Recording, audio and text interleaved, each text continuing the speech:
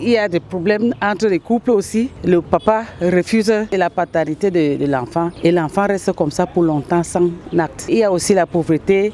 Quand ça a déjà duré, il faut aller donc payer. Si tu es pauvre, 7 millions de Camerounais vivent sans acte de naissance, parmi lesquels les enfants. C'est pourtant un devoir de chaque parent, même si les réalités sont tout autres. La mère de l'enfant souhaite avoir le nom de son grand-père ou la grand-mère. Pour maintenant, le mari, pareil. Et du coup, ça fait beaucoup de disputes. Parfois, il y a aussi problème de couple. Quand ils sont séparés, c'est pas facile d'établir l'acte. De toute façon, on va demander où est le père de l'enfant, où est la mère de l'enfant. Ajouter à ces raisons, l'éloignement des centres d'état civil, l'insuffisance quantitative et qualitative du personnel de l'état civil et les coûts élevés des actes de naissance. C'est vrai que tous les parents n'en sont pas victimes. L'établissement de l'acte de naissance au niveau de la mairie est gratuit après la naissance de l'enfant. Il y a le fait de ne pas respecter les délais. Donc lorsque l'enfant est né et il a déjà peut-être 1 an ou plus de 6 mois, il y a un quota à verser. Ou alors si les parents ne sont pas officiellement mariés, là également je pense qu'il y a un quota.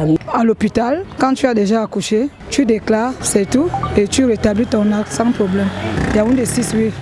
Il n'y a pas eu de problème.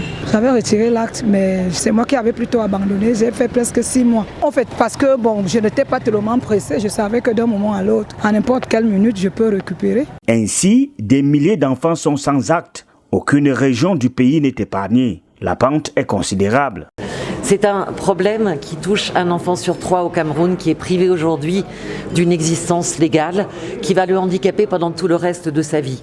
C'est un problème aussi pour les administrations, à commencer par les maires jusqu'à la tête de l'État, de ne pas savoir combien on a d'administrés, de ne pas pouvoir prévoir combien de places il faut dans les écoles, qu'est-ce qu'il faut déployer comme système de santé. La responsabilité première revient aux parents qui ont l'obligation de respecter les droits des tout-petits. Les affaires sociales sont au four et au moulin. Le conseil que je peux donner aux parents, c'est qu'il faut d'abord, ils sachent que l'enfant n'est pas né pour souffrir. L'enfant est né pour être encadré. Donc il doit à tout prix, c'est un tout diplôme, il faut être identifié. Même si tu doutes, c'est mieux de faire.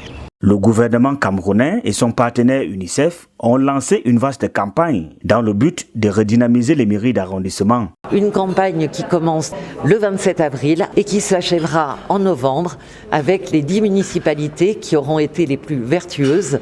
Lancer un défi aux 374 maires du Cameroun en leur demandant d'augmenter les points d'enregistrement au plus près des gens, de faciliter les process et de rattraper les enfants qui n'ont pas été enregistrés à leur naissance et qui sont 1 500 000 sur les bancs des écoles primaires au Cameroun aujourd'hui. Un enfant, un acte de naissance, une identité.